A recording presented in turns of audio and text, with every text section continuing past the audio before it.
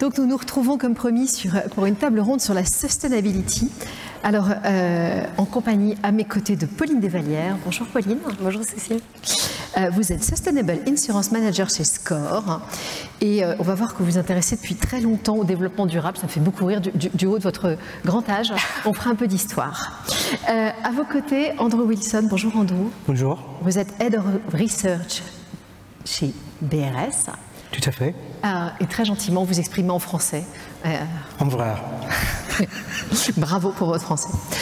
Alors, la question derrière notre table ronde, c'est tout simplement comment mettre le shipping en marche vers la durabilité. Je vais être franche avec vous, ce matin, j'ai trouvé que les discours étaient très optimistes, très engagés. On va peut-être être un peu moins enthousiaste à cette table ronde, mais en tout cas, je compte sur vous pour être sincère, pour faire un état des lieux très sincère. J'ai l'impression que, voilà, c'est pas gagné. Le shipping va-t-il aussi vite et aussi loin qu'il le faudrait? C'est la question à laquelle nous allons essayer de répondre pendant cette table ronde. Alors, en introduction, et je me tourne vers Pauline, tout simplement, de quoi est-ce qu'on parle? En fait, sustainability. C'est souvent utilisé, alors c'est souvent traduit par durabilité, c'est souvent utilisé pour environnement. Alors concrètement, c'est quoi? Et Pauline a accepté de nous faire une petite définition. Oui, on va essayer. C'est vrai que vous entendez tous parler de durabilité, etc. depuis pas mal de temps et de plus en plus en ce moment, que ce soit au travail, dans votre voiture ou à la maison. Aujourd'hui, quand on parle de soutenabilité ou de durabilité en entreprise, il y a cette notion économique qui est très importante et à ne pas perdre de vue. Donc aujourd'hui, quand on parle de sustainability ou de durability, finalement, c'est un peu la même chose. Il y a vraiment ces 4 piliers très importants qui sont l'environnement, le social, la gouvernance et l'économie. Le but, c'est qu'aujourd'hui, on puisse faire tourner nos entreprises et de répondre à vos besoins et à nos besoins d'aujourd'hui en gardant à l'esprit les générations futures pour qu'elles aussi, d'ici quelques années, aient accès à cette durabilité grâce à ce qu'on met en place aujourd'hui. Ça a souvent l'air d'être contradictoire avec l'économie et je trouve que vous avez tout de suite remis la soutenabilité, en fait, économique, ça s'appelle la rentabilité en fait. Tout à fait. Bon. Et vous ne trouvez pas que c'est un peu oublié dans les discours?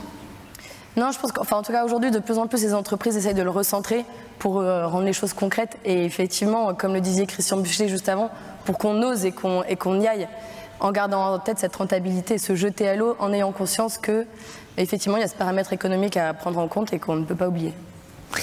Je disais en introduction que vous étiez baigné depuis très longtemps dans le sujet. Alors, si on essaie de prendre un peu de recul, est-ce que vous avez vu une évolution depuis une dizaine d'années? Quand est-ce que ça a basculé? Pourquoi?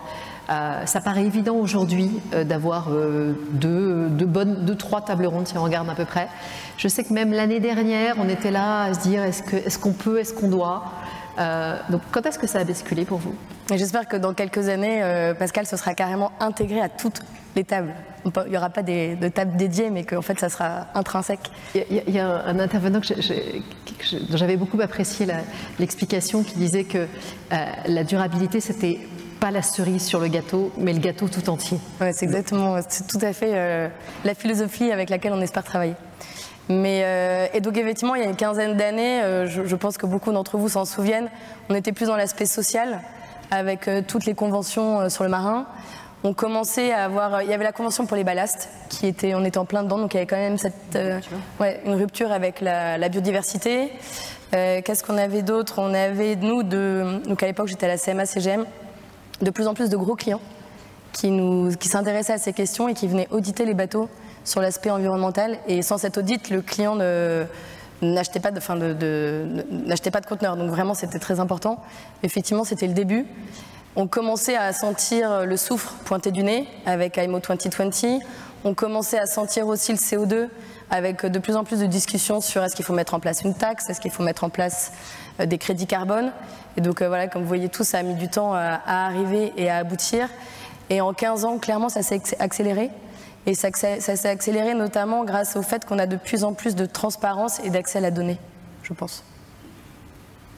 Andrew, est-ce que vous avez la même analyse? Est-ce que ça s'est accéléré sur 15 ans? Pas tout à fait. Je suis tout à fait d'accord avec le point de Pauline sur les ports-containers. que l'audit, ça c'est très important. Mais quand on regarde les autres segments de navires, par exemple les tankers, les vraquiers, en fait tous les navires qui transportent le fossil fuel, on voit que c'est un petit peu différent. Et là, il y a un peu moins de pression. On voit le côté armateur. Quelques armateurs, ils ont essayé d'être vus un peu plus durables, un peu plus green, on peut dire. Mais aussi, quand on regarde les armateurs, on doit voir que ce n'est pas one size fits all. Nous sommes un des plus grands côtiers maritimes du monde. Et grâce à nos 23 bureaux du monde, on parle avec un nombre d'armateurs, les petits, les grands. Et je vois qu'il y a une vraie différence avec les petits armateurs. Pour eux, la durabilité, c'est plutôt une question d'économique. Est-ce qu'ils sont là dans 5 ans, dans 10 ans, dans 20 ans, dans 50 ans? Donc là, ils ne sont pas nécessairement concernés avec l'environnement. Pour eux, c'est plutôt la rentabilité. Donc c'est un petit peu différent. Pauline, dans toutes ces évolutions, est-ce qu'on peut dire qu'en fait, c'est parce que ces différents sujets sont aujourd'hui de mieux en mieux identifiés comme des facteurs de risque? Oui, je pense, et tout à l'heure vous avez évoqué de prendre en compte tout le gâteau et pas seulement la cerise. Et effectivement, aujourd'hui, nous, ce qu'on observe, c'est quand vous prenez les 3 piliers, le E, le S et le G, et vraiment pour grossir le trait, mais pour que vous ressortiez d'ici tous convaincus qu'il faut vous y mettre. Quand on parle d'environnement en transport maritime, parlons de pollution. Vous prenez 2 navires pareils, même trajet, même contenance, etc. Un navire similaire, un navire qui va polluer plus que l'autre, a priori, on peut se poser des questions sur l'opérationnalité, sur l'entretien des moteurs, sur la formation des équipages. Clairement, et tout le monde sait, voilà, un navire moins bien entretenu a plus de risques et plus de sinistres en vue. Prenons la partie gouvernance, le G. Encore aujourd'hui, dans le transport maritime, on peut avoir des pays un peu exotiques, soit en termes de pays de financement, soit après qui ensuite est géré au niveau de la gouvernance dans un autre pays, avec des marins formés ailleurs. Bref, vous vous retrouvez très vite dans votre analyse de risque avec 10 pays différents. Là encore, on peut s'interroger sur la communication. Comment toutes ces entités communiquent entre elles. Or, vous le voyez vous-même dans votre propre équipe, une équipe qui communique mal aura tendance à avoir plus de risques. Et après, sur la partie sociale, ça, elle est encore plus facile à analyser. Quand vous avez un équipage moins bien formé ou pas bien formé, et notamment avec toutes les nouvelles technologies qui arrivent aujourd'hui, environnement ou pas environnement, pareil, ça multiplie considérablement les facteurs de risque. Donc oui, l'ESG est un facteur de risque et à prendre en compte vraiment dans l'analyse de risque. Et en plus, c'est un sujet passionnant dès que vous commencez à l'aborder avec les armateurs qui vous permettent de comprendre l'environnement dans lequel vous progressez.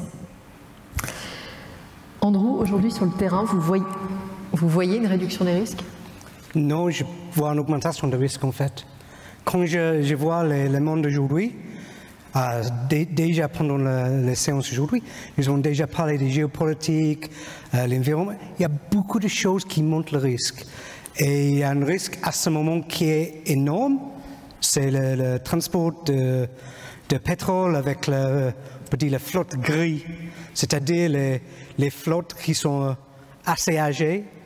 Il y a les problèmes avec les assurances, les problèmes avec les certifications. Et je pense qu'il y a 6 semaines, le monde maritime avait de la chance. Il y avait une tanker qui a coulé pas loin de Singapour, qui était en ballast, mais c'était un des tankers gris. Et je pense que s'il y avait un accident, aujourd'hui avec un tanker âgé, on peut dire dans le détroit danois, dans le détroit Hormuz ou Malacca, il y aura un énorme problème. Et n'oublie pas que même si je défends le monde maritime, c'est encore la plus efficace façon de transporter les marchandises, quand même, c'est encore assez... Si tu regardes le sud qui est brûlé par les navires aujourd'hui, c'est encore le pétrole, le produit raffiné qui est le plus polluant. Par exemple, le fuel a 3,5% de sulfure Et si on regarde, par exemple, dans l'Afrique de l'Ouest, le fuel qui est brûlé dans les moteurs là-bas, c'est 0,05%. Donc c'est assez pollutant. Il y a encore beaucoup, je suis d'accord avec Pauline, il y avait beaucoup de progrès depuis les derniers 20 ans, mais il y a encore énormément de chemin à faire. Il y a beaucoup de choses à faire encore pour réduire les traces, pas nécessairement de décarbonisation, mais plutôt les traces de pollution derrière le shipping. Est-ce que l'actualité récente a changé la donne? Je pense à deux choses en disant ça. C'est à la fois évidemment la guerre en Ukraine qui a créé des tensions, et la deuxième actualité, c'est le Covid, mais pas tant le Covid que le redémarrage après le Covid, qui a peut-être aussi fait qu'on était prêt à faire rouler n'importe quel bateau. Oui. Je ne pense pas qu'il y ait un énorme effet de Covid, sauf quand nous avons vu une charte tout à l'heure qui a les énormes taux de fret pour les porte-containers. J'ai vu qu'en fait, nous sommes encore là, on peut survivre avec les taux de fret très très hauts, mais la guerre en Ukraine, pour moi, ça c'est vraiment quelque chose qui a changé changé le monde. Si on regarde, il y a 18 mois, il y avait moins que 200 navires dans la flotte grise. Maintenant, c'est 750. Donc, le risque a augmenté énormément. Mais ils sont sortis d'où ces 500 bateaux, 550 bateaux? En fait, c'est les navires qui peut-être, il y a quelques années, auraient dû être démolis. Et donc, c'est les navires qui étaient vendus par les armateurs privés. On peut parler notamment des armateurs grecs. Ils ont vendu énormément de navires. Donc, c'est les navires qui, c'est juste un âge qui normalement va être mis sur le côté. Et en fait, ils ont mis front and center maintenant. Qu'est-ce qu'il faut pour améliorer la donne? Qu'est-ce qui pourrait faire que ça s'arrange et sur quoi est-ce qu'on doit travailler? C'est ce qu'Andrew disait, effectivement, le chemin est encore long et il y a plein de choses à faire. Donc c'est passionnant. Et si on revient à des choses un peu plus théoriques, il y a 3 choses à faire pour intégrer cette problématique de ESG et faire en sorte d'avoir un monde maritime plus intégré sur ces questions-là. Tout d'abord, décarboner. Donc on va dire faire moins de mal. Donc décarboner grâce aux solutions technologiques. Ensuite, il va y avoir un pilier d'opportunité, parce que c'est bien de décarboner, mais il faut aussi développer. Et comme disait Christian Buchet juste avant, on a un monde plein d'opportunités. Et donc là-dessus, il faut investir, oser, y aller, essayer. Et après, il y a un dernier pilier sans lequel on ne pourra rien faire, c'est s'engager, communiquer, discuter entre vous, avoir des pratiques de marché. Nous, Score, si on fait quelque chose tout seul, c'est bien et c'est déjà ça. Mais le problème est tellement global que c'est en discutant ensemble et en faisant des choses ensemble qu'on pourra faire moins de mal, décarboner, préserver la biodiversité, développer des opportunités et s'engager. On avait une table ronde ici même l'année dernière autour des Poseidon Principles. Ça marche? Ouais, ça marche. Alors c'est le tout début. Les Poseidon Principles for Marine Insurance, les PPMI, pour ceux qui malheureusement n'en auraient pas encore entendu parler, émanent des banques. Et on a copié le système, entre guillemets, il y a 2-3 ans, et la première année de publication des résultats était cette année. Ça dit quoi exactement? Le but est d'analyser et de collecter auprès des armateurs leurs données de CO2 qu'ils doivent déjà donner dans un autre cadre, donc ça ne leur ajoute pas de travail, nous les faire parvenir, et ensuite que nous, assureurs, on puisse analyser et comptabiliser, parce que vraiment on en est là, on en est au tout début de la mesure, en fait, étonnamment, notre empreinte carbone sur le maritime. Et encore une fois, c'est mesuré pour avoir plus de transparence et pour pouvoir progresser. Alors, on ne va pas trop avancer sur la décarbonation, puisque la table ronde qui suit est justement consacrée à la décarbonation. J'ai donc envie de vous emmener sur les autres piliers, sur le S, sur le G. Qu'est-ce qu'on peut faire très concrètement? Qu'est-ce que dans la salle, il faut faire dès mercredi? Déjà, les piliers S et G, en général, sont des piliers qui sont assez pris en compte par nos entreprises européennes. de par la réglementation, de par toutes les conventions que nos entreprises ont pu signer. Après, sur les piliers S et G, c'est ce que je vous disais tout à l'heure, il y a une grande discussion à avoir avec vos clients sur, déjà en interne, regardez que vous, votre entreprise est au clair sur ces questions, et après discuter avec vos clients de la formation de leurs employés, du taux de rétention de leurs équipages et des employés à terre, et pareil pour la gouvernance, de mieux comprendre comment sont faits par exemple les joint ventures, pour ainsi pouvoir avancer. Andrew, pour vous, quelles sont les pistes à creuser très concrètement? Bonne question. En fait, pour moi, je pense que c'est une question. Je demande plus de soutien des gouvernements. Pas juste le gouvernement français, mais globalement. Quand nous allons parler un petit peu de risque, j'aimerais bien juste mettre mes pieds dans les chaussures d'un armateur. Parce que quand on parle un petit peu de carbonisation et on parle des risques, aujourd'hui, les risques pour un armateur sont énormes. S'il veut commander un navire, par exemple, une VLCC aujourd'hui, ça coûte minimum 120 millions de dollars. C'est les prix plus hauts, c'est quasiment le prix haut que jamais. Et pour eux, ils n'ont pas sûr comment, si cet asset sera durable pour 10 ans, pour 15 ans. Ils ont besoin de minimum 15 ans, probablement 20 ans. Et aujourd'hui, nous sommes dans un petit peu, on peut dire, c'est une situation un peu comme ça. De bras de force. Exactement. Quand ils veulent commander, mais en même temps, ils n'ont pas vraiment le soutien, la clarité pour faire cette décision. Et j'ai un peu peur qu'en fait, on va dans un monde quand les âges de navires doivent être, les navires doivent être plus et plus âgés parce qu'il n'y a pas les nouveaux commandes. Il y a les nouveaux commandes dans le port de container. Le secteur est très bien organisé pour la décarbonisation, mais les vraquiers, les tankers, les autres, pas du tout. Donc je vise une situation dans 5 ans, 10 ans, quand les navires doivent être rentables pendant plus que 20 ans. Parce qu'il n'y aura pas assez de nouveaux navires pour prendre la place. Donc pour moi, j'ai besoin des gouvernements et notamment le OMI pour être un peu plus clair avec comment ils voient l'avenir, comment ils voient le chemin, le roadmap pour la décarbonisation. Je pense qu'on a du temps pour une ou deux questions, donc si d'aucuns veulent profiter de nos experts. Hein.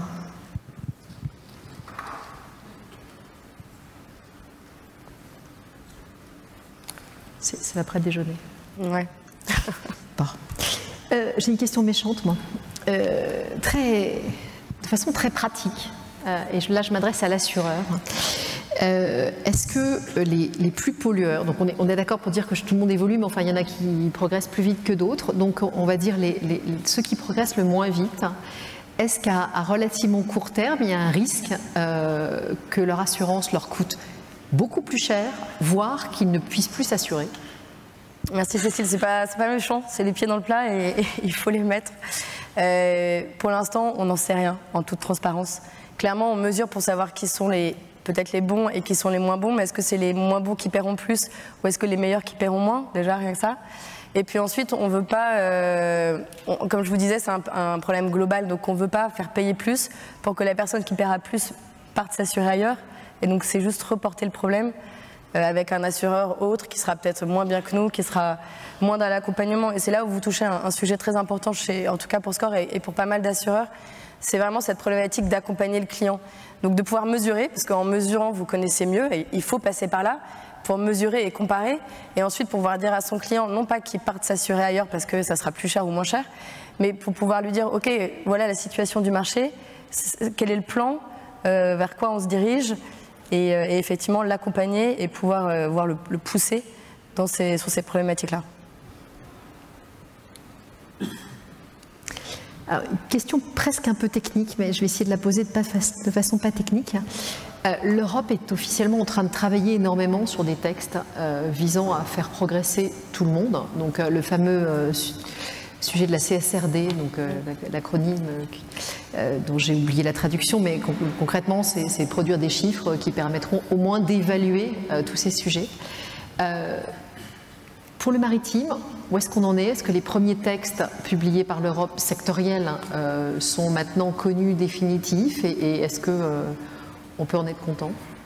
De mémoire, je crois que c'est encore en construction, mais il y a plein de textes, notamment il y a la CSRD, il y a la taxonomie qui arrive, et vous allez tous être concernés. C'est vraiment effectivement de pouvoir identifier dans le business d'une entreprise la partie verte, donc du business vert que vous faites, et le maritime en fait partie. Donc de pouvoir, avec des définitions très précises sur qu'est-ce qui est concerné, donc c'est plus la partie cargo. Mais effectivement, ça avance. Le maritime est une petite part de tout ça, en tout cas en termes de reporting sur la CSRD, et encore en construction, malheureusement. Andrew, l'un des sujets qui semblait important, c'était celui de la formation. Est-ce que concrètement, les entreprises sont suffisamment formées à ces sujets? Est-ce que les équipes sont assez formées? Qu'est-ce qu'il faut faire pour que on passe de l'information à un vrai niveau de réflexion? Certains disent qu'il faut, que c'est pas un sujet facile. Ouais. Il y a quelque chose que j'ai vu depuis les derniers 10 ans, c'est qu'il y a les armateurs qui cherchent les autres profils qu'ils ne cherchaient pas avant. Donc on voit beaucoup plus de, je sais qu'il y a un peu, on va parler soit aujourd'hui ou demain, sur la digitalisation. Donc ça, on voit beaucoup plus de personnes qui sont formées assez techniques pour le reporting requirements, on peut dire, les besoins de faire les reportages, nous avons parlé des émissions, le CO2, mais on regarde maintenant les choses qui sont beaucoup plus importantes. Nous avons parlé aussi ce matin de route optimization. Donc, c'est vraiment les armateurs qui utilisent les technologies pour être plus, pour à la fin de la journée, pour gagner plus d'argent, aussi pour être plus relevant. Parce que je pense que quasiment chaque armateur, il a peur d'être derrière les autres. Donc, il cherche toujours les nouveaux profils. Il y a beaucoup. Nous avons un fiole qui s'appelle Access Marine, qui fait énormément de choses dans cette monde de digitalisation pour aider les armateurs. Donc, c'est vraiment un monde qui est beaucoup plus digital qu'il y a 10 ans. Et ça aide la durabilité. Je crois qu'il y avait une question. Oui, monsieur. Hi. Kingsley Kuala de Still Fresh au Cameroun.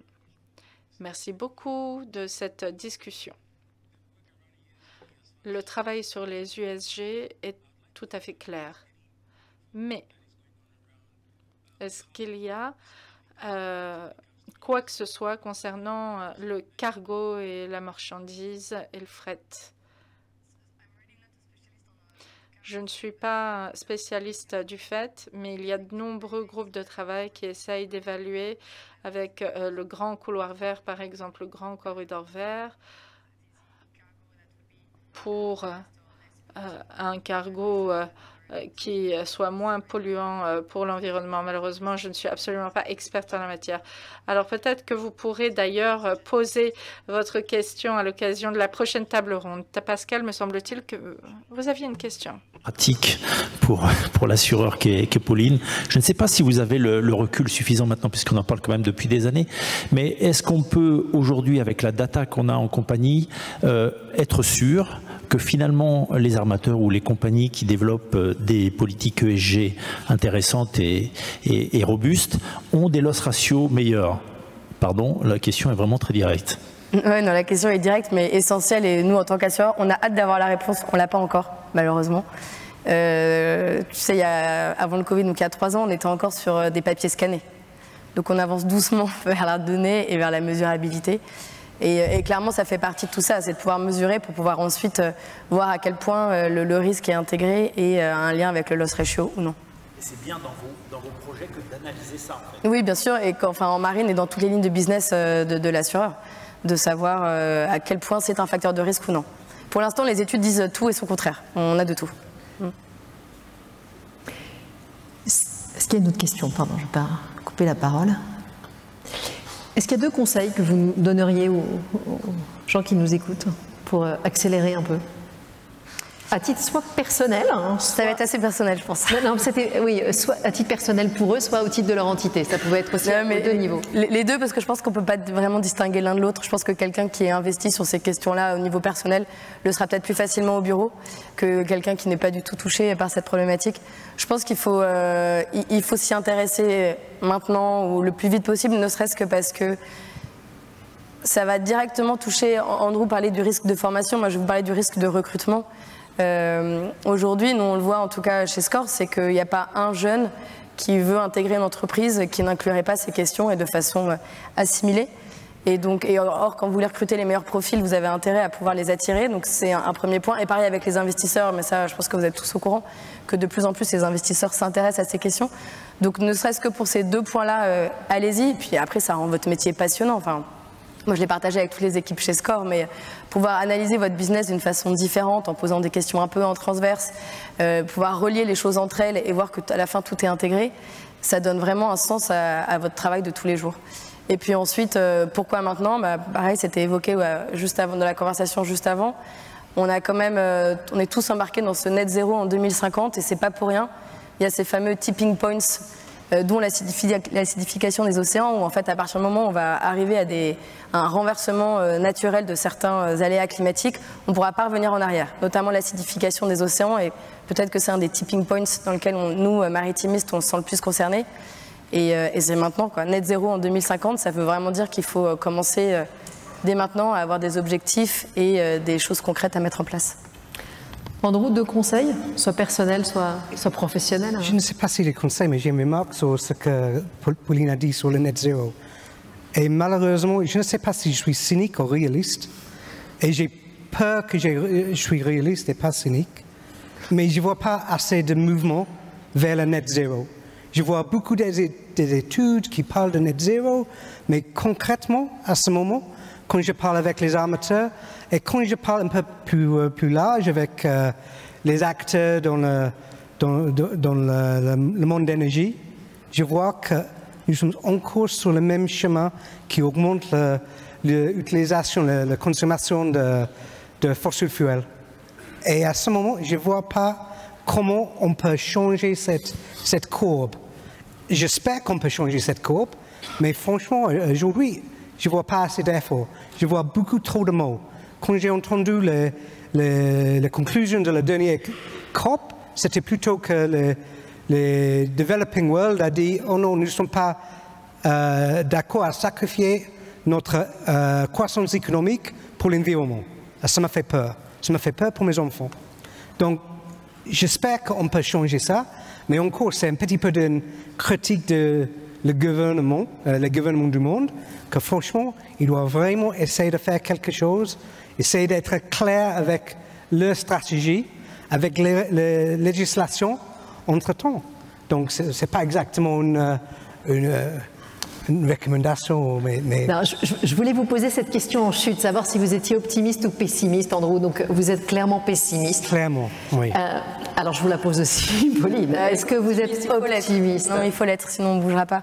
Et suivez, juste pour poursuivre ce que disait Andrew, il y a la MEPC 80, là, cet été, qui va se dérouler au niveau de l'OMI, qui va peut-être faire changer un peu. Là, je veux bien que vous me traduisiez les 5 derniers mots. L'OMI, l'Organisation Maritime Internationale, a, je ne sais plus, tous les 2-3 ans, des comités dédiés à l'environnement, donc MEPC, je ne sais plus exactement l'acronyme, mais c'est ça, c'est le groupe de l'OMI dédié aux questions environnementales. Et aujourd'hui, l'objectif de l'OMI est juste de réduire de 50% les émissions à horizon 2050. Oui.